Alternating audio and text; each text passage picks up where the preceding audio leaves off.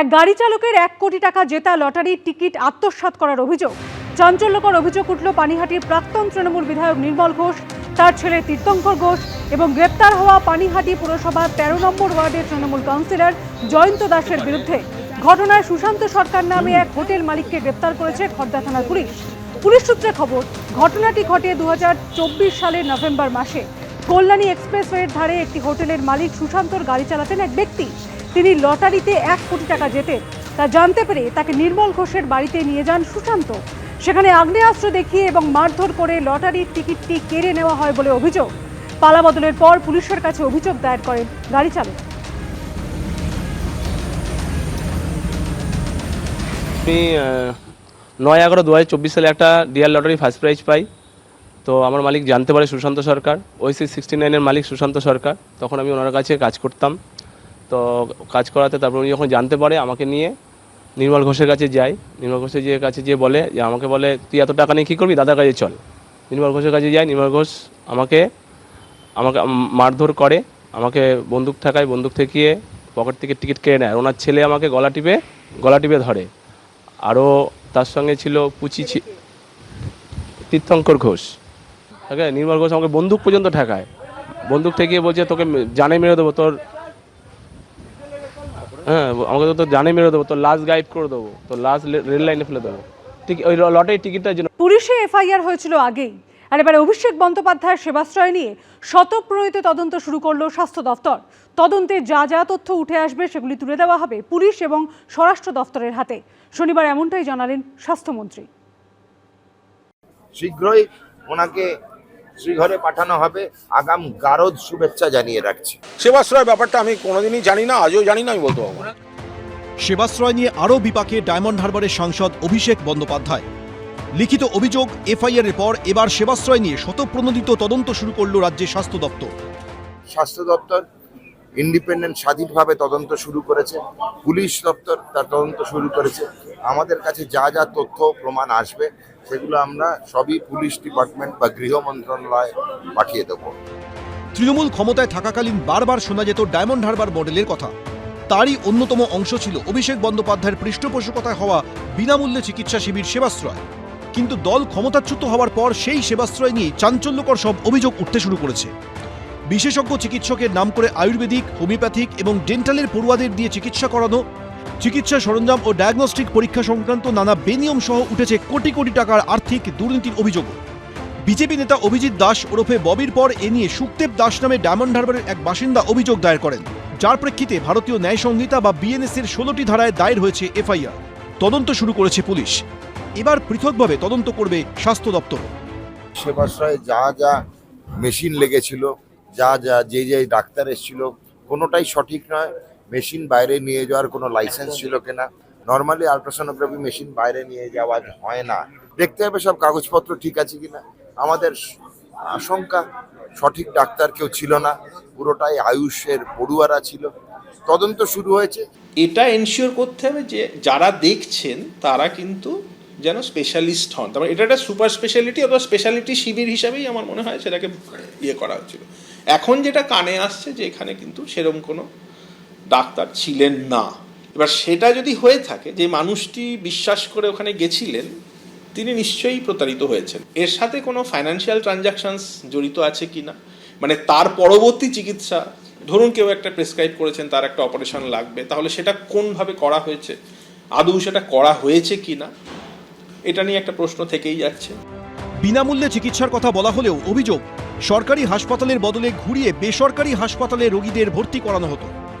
এরপর স্বাস্থ্যসাথী কার্ড ব্যবহার করে তুলে নেওয়া হতো কোটি কোটি টাকা। এরকমই চাঞ্চল্যকর অভিযোগ করেছেন অভিষেক বন্দ্যোপাধ্যায়ের সেবাশ্রয়ের কোঅর্ডিনেটরের দায়িত্ব সামলানো সরকারি চিকিৎসক। সার্বিক তদন্ত হচ্ছে, এখানে কেউ ব্যবসা করে বেরিয়ে গেছে কিনা সব রকম দেখা হবে। রাজ্য সরকারের তহবিল তছরূপ করেছে কিনা সেটাও আমরা দেখব। স্বাস্থ্য সাথীর বেআইনি উপযোগ করা হয়েছে কিনা সেটাও আমরা দেখব। কোন চিকিৎসক, কোন প্রশাসক এর মধ্যে ছিলেন তাদেরকে খুঁজে বার করা হবে। সেবাশ্রয় ব্যাপারটা আমি কোনোদিনই জানি না, আজও জানি না, আমি বলতে পারবো না। সেবাশ্রয়ে ওঠা অভিযোগের প্রেক্ষিতে 6টি আইনের 27টি ধারায় অভিষেক বন্দ্যোপাধ্যায় ও অন্যান্যদের বিরুদ্ধে এফআইআর রুজু করেছে পুলিশ। সন্দীপ সরকার, অরিত্রী ভট্টাচার্য, বিশ্বজিৎ দাস, এবিপি আনন্দ। কেউ চিকিৎসা পাননি, কারো অভিযোগ ওষুধ খেয়ে ফল হয়েছে উল্টো। অভিষেক বন্দ্যোপাধ্যায়ের সেবাশ্রয় নিয়ে ভুরি ভুরি অভিযোগ তুলেছেন ক্যাম্পে চিকিৎসা করাতে আসা সাধারণ মানুষ। আর এই অবস্থায় এই নিয়ে সরব হয়েছেন চিকিৎসকদের একাংশ। কোনো ট্রিটমেন্ট হয়নি, refer to medical college diamond Harbour refer করে দেওয়া হয়। লাভের লাভ কিছু হয়নি। ওরা ওষুধ দিয়েছিল মাথা যন্ত্রণার, আরও এখানে বেশি মাথা ঘুরছে। বিনামূল্যে চিকিৎসা শিবির, হাজার হাজার গরিব মানুষের ভিড়, ঢাক ঢোল পিটিয়ে প্রচার, অথচ অভিযোগ কোনো চিকিৎসাই হয়নি সেখানে। কারো আবার ওষুধ খেয়ে ফল হয়েছে উল্টো। সময় যত এগোচ্ছে অভিষেক বন্দ্যোপাধ্যায়ের সেবাশ্রয় নিয়ে অভিযোগের যেন পাহাড় জমতে শুরু করেছে। বিষ্ণুপুরের বাসিন্দা প্রিয়াঙ্কা পুরকায়েত গিয়েছিলেন সেবাশ্রয় চিকিৎসা করাতে। আমার গাইনি প্রবলেম আর কোমরের যন্ত্রণার জন্য আমি গিয়েছিলাম। ওখানে যে ওষুধটা দেওয়া হয়েছিল চিরকুটেলিকে পাশের কাউন্টার থেকে নিয়ে নিতে বলা হয়েছিল। দেখছি ওষুধ খাওয়ার পরে যন্ত্রণা আরও বেড়ে যাচ্ছে, তারপরে আমি ফেলে দিয়েছিলাম। এই পরিস্থিতিতে অভিষেক বন্দ্যোপাধ্যায় সহ অন্যান্যদের বিরুদ্ধে দায়ের হয়েছে এফআইআর। 6টি আইনের 27টি ধারায় মামলা রুজু হয়েছে ডায়মন্ড হারবারের তৃণমূল সাংসদের বিরুদ্ধে। পাশাপাশি শতপ্রণোদিত তদন্ত শুরু করেছে স্বাস্থ্য দপ্তর। ডায়মন্ড হারবারের হরিণডাঙ্গার বাসিন্দা আলপনা মণ্ডল সেবাশ্রয়ে গিয়ে ডায়াগনস্টিক পরীক্ষা করেছিলেন, কিন্তু তারপর কি টেস্ট হয়েছিল? ওই থাইরয়েড, সুগার রিপোর্ট করিয়েছিলাম, কিন্তু আমার রিপোর্ট দেয়নি। কোথায় রিপোর্ট করিয়েছিলেন? এই ক্যাম্পে সেবাশ্রয়ে। আমাদের ওই চোখের জন্য সমস্যা, ঘাড় যন্ত্রণা হয়, মাথা যন্ত্রণা হয়, দেখে ওষুধপালা দিয়েছিল, ওতে কিছু কাজ হয়নি। চশমা দেওয়ার কথা ছিল, দেয়নি। শুধু চিকিৎসা নিয়েই নয়, অভিযোগ অভিষেক বন্দ্যোপাধ্যায়ের সেবাশ্রয়ে আশ্রয় নিয়েছিল আর্থিক দুর্নীতিও। 1 জুলাই এ নিয়ে বিষ্ণুপুর থানায় অভিযোগ দায়ের করেন বিজেপি নেতা অভিজিৎ দাস ওরফে ববি। আমাদের সিএমএস ছিলেন হর্ষ বস্ত্রর সঙ্গে, ওদের এসপিকে নির্দেশ দিয়েছিলেন, ডিএমকে নির্দেশ দিয়েছিলেন যে তদন্ত করার জন্য। ডিএম সুমিত গুপ্তা এতগুলো যে ক্যাম্প চলছিল উনি কি করে উনি অনুমতি দিয়েছিলেন? উনি যদি অফিসিয়াল অনুমতি না দেন তাহলে ওনার নজরের মধ্যে এত লক্ষ লক্ষ লোক ওই ক্যাম্পে গিয়েছিল, তো উনি কি তার জন্য স্টেপ নিয়েছিলেন? ওনার এই জেলার মধ্যে কি করে ইউএসজি মেশিন ওই ক্যাম্পের মধ্যে ঢুকে তার সেগুলো কি কাজে ব্যবহৃত হয়েছিল? এই প্রক্রিয়ার সঙ্গে যারা যারা যুক্ত ছিলেন, যারা চিকিৎসকদের নিয়ে যাওয়ার আয়োজন করেছিলেন, তিনি হচ্ছেন সাংসদ হতে পারেন, কোনো রাজনৈতিক ব্যক্তিত্ব হতে পারেন, তিনি সরকারি কোনো আধিকারিক হতে পারেন। এদের সবাইকার ভূমিকাগুলিকে তদন্ত করে দেখে উপযুক্ত ব্যবস্থা আমাদের রাজ্যের পুলিশ, সাধারণ প্রশাসন এবং স্বাস্থ্য প্রশাসন নেবেন। আমাদের সংগঠনের পক্ষ থেকে এই আশা আমরা রাখছি।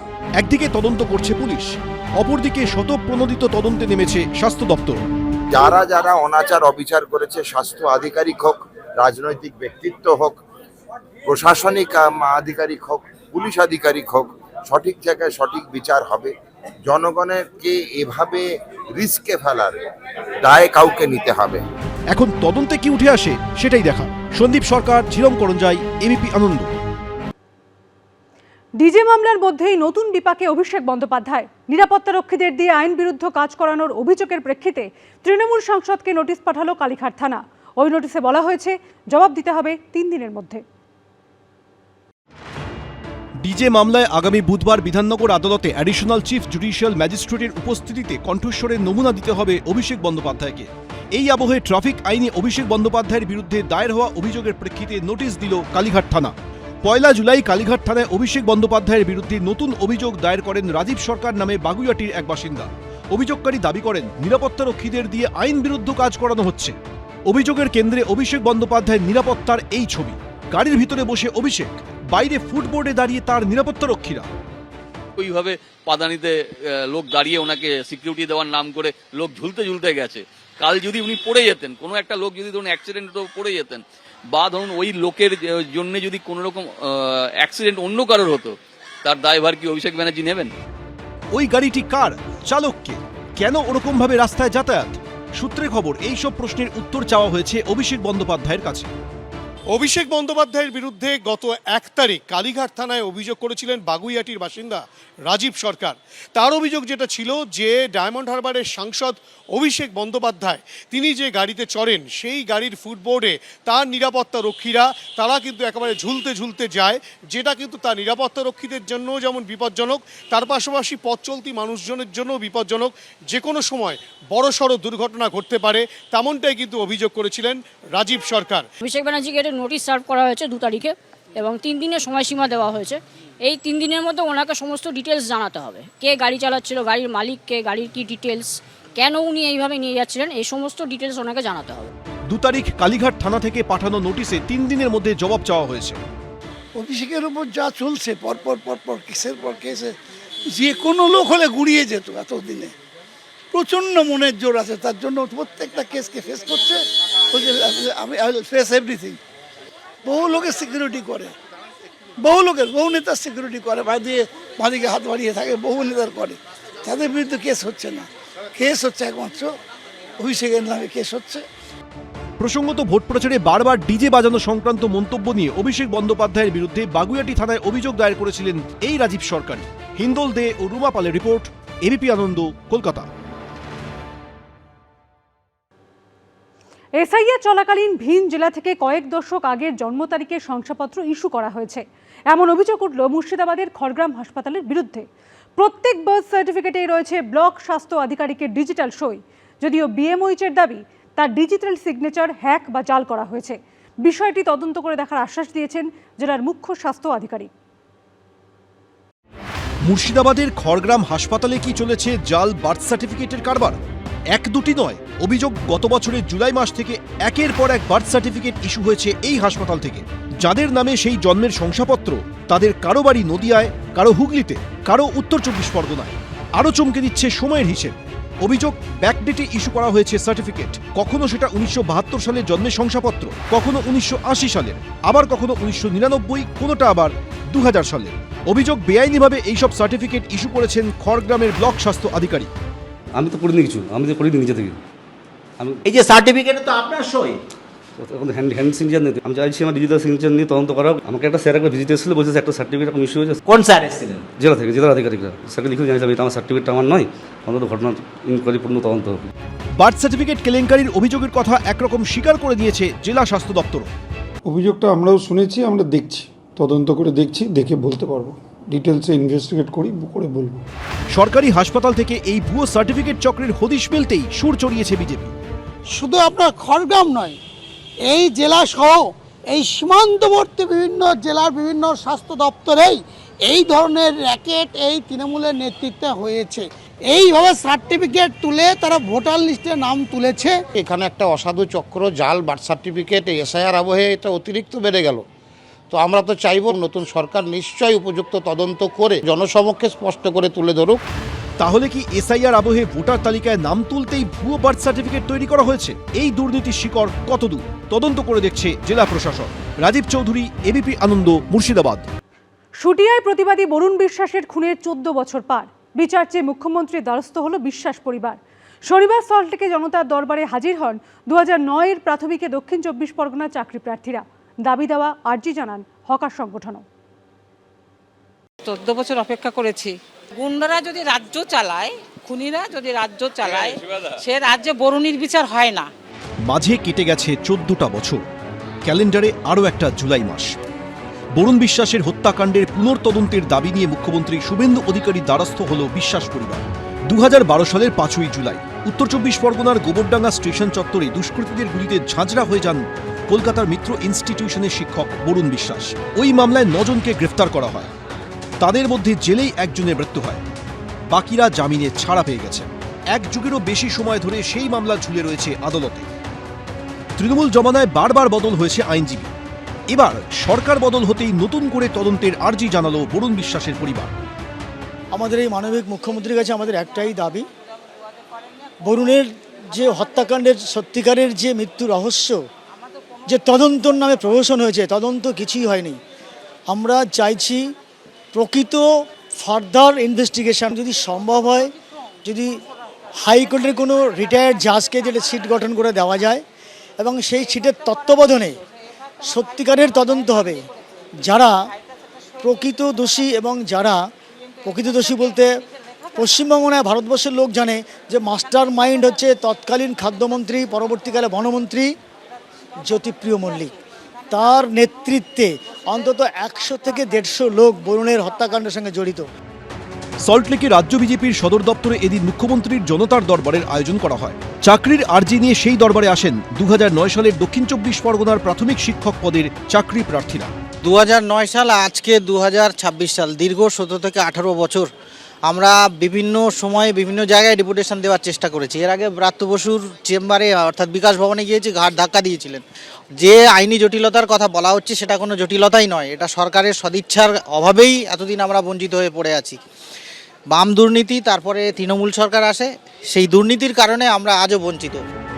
এদিন সোশ্যাল মিডিয়ায় মুখ্যমন্ত্রী লেখেন, রাজ্যবাসীর কাছে আমাদের দৃঢ় প্রতিশ্রুতি ছিল যে নিয়োগ প্রক্রিয়ায় সম্পূর্ণ স্বচ্ছতা আনা হবে এবং নিয়োগ কমিশনগুলিকে রাজনৈতিক সংস্পর্শ থেকে মুক্ত রেখে ইউপিএসসি মডেলের ধাঁচে ঢেলে সাজানো হবে।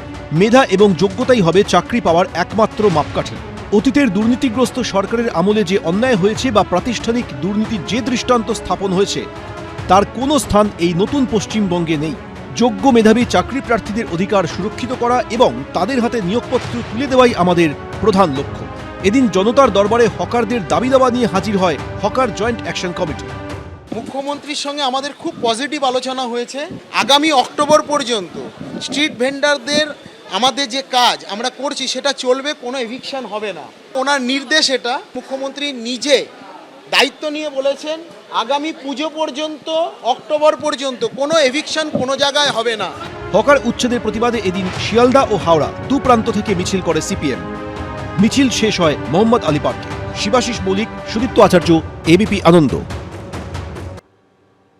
শেষ হলো রাজ্যের নবনির্বাচিত বিধায়কদের ওরিয়েন্টেশনের দুদিনের কর্মসূচি। নিউ টাউনের কনভেনশন সেন্টারের পর শেষ পর্ব আয়োজিত হলো বিধানসভায়।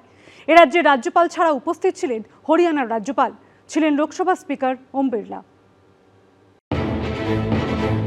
পশ্চিমবঙ্গের গৌরবময় দিন ফিরিয়ে আনতে হবে। পশ্চিমবঙ্গকে দেশের মধ্যে ১ নম্বর রাজ্য হিসেবে তুলে ধরতে হবে। রাজ্যের নবনির্বাচিত বিধায়কদের ওরিয়েন্টেশনের শেষ দিনে মূলত এই বক্তব্যই তুলে ধরা হলো। We are all fortunate to be at this time when the country under a visionary leadership is marching towards her destiny to be the leader of the world. Bengal, which was the leader of the country, must regain its position and it will do it. শুক্রবার থেকে শুরু হয়েছিল নতুন বিধায়কদের দুদিনের orientation. শনিবার ছিল শেষ দিন। নিউ টাউনের কনভেনশন সেন্টারে সকাল 11টায় শুরু হয় সেশন। আলোচনা হয় ওয়ান নেশন ওয়ান অ্যাপ্লিকেশন নিয়ে।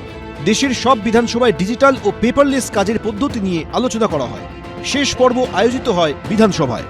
এদিনের সমাপ্তি অনুষ্ঠানে পশ্চিমবঙ্গের রাজ্যপাল ছাড়াও উপস্থিত ছিলেন হরিয়ানার রাজ্যপাল অসীম কুমার ঘোষ, ছিলেন লোকসভার স্পিকার ওম বিড়লা। উজ্জ্বল মুখোপাধ্যায়, এবিপি আনন্দ, কলকাতা। এবিপি আনন্দ, এগিয়ে থাকে, এগিয়ে রাখে।